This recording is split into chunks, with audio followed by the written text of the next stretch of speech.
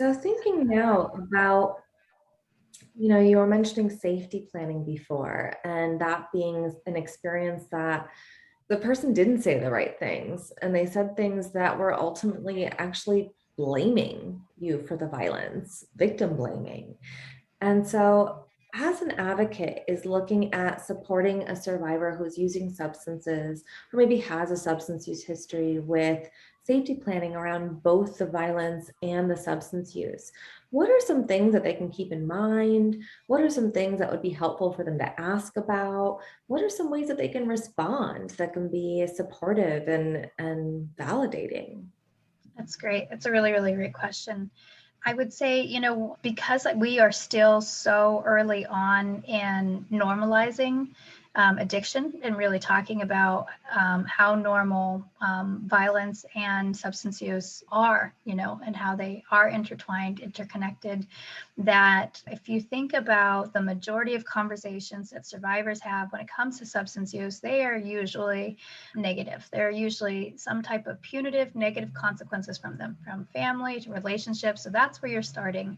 And it's gonna take a while of them, maybe initially it's just being near you. And even if you're not saying something, if I'm sitting in the room next to you, I can feel how you feel about me, whether or not you are accepting of me from your body language. And survivors and people, are hypersensitive to that, to the body language. And I can tell if you're present with me or not. And especially when we engage in story, if you are truly interested and if you believe me, or if you believe that I have the ability to navigate through that, those are all things that are present there.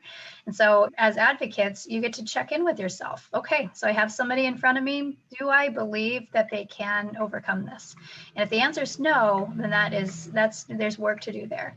And if, and then there are different aspects about it. Do I believe that they can't overcome this because of whatever that might be, then we get to uncover some of the biases that we have, and some of where these, stories of, what the world says become internalized, that we take as our own, and they have real consequences for people's lives.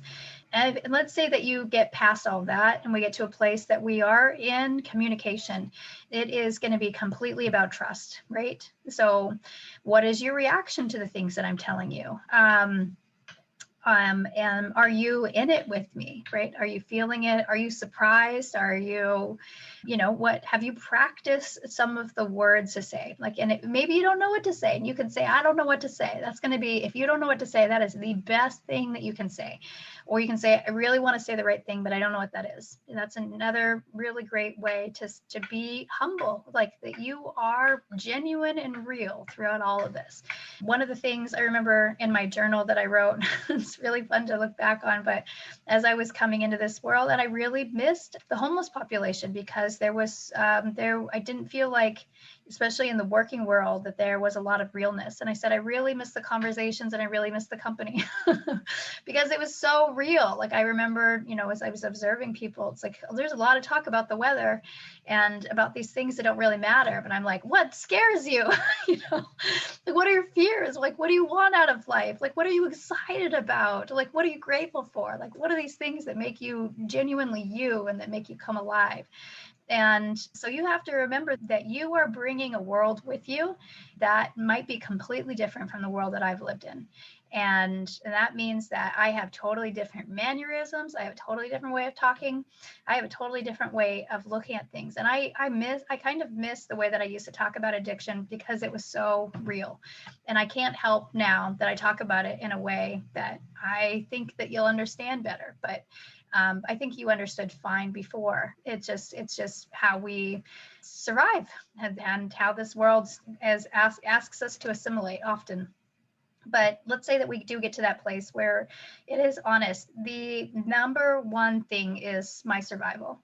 That is it. That I live, and I live in a way that feels right to me, and that you honor that. And there is dignity in every choice that I make. And that maybe today the plan didn't go, but I'll trust you enough to come back tomorrow and it might be different. And that's really what we're doing, is that we're building trust, and you're learning about harm reduction for substance use and harm reduction for domestic violence. And that means that whatever choice that I make is the right choice, even if you 1,000% disagree with it, and that we think of things to keep me safer. But that all depends on the knowledge that you have and your comfortableness with it. So whether we're talking about getting an abortion, or we're talking about where I can find clean needles because I've been using the same needle for 3 weeks, that that above anything, that people are going to do what they want to do, and that we just like accept that. If there's one thing I know for sure, is that people are going to do what they want to do, and my ability to accept them and see yourself as a resource. You can be a survival resource, something for them to utilize, so to speak. You're not being manipulated. Your job is to keep me alive, and we're going to do that by having honest conversations and by creating honest plans. So the more that you know about the two resources, and the more that you can share that with me in a way that isn't pushing me in one direction or not, but is dedicated to giving me education so that I can make informed decisions, the better it'll be. Yes.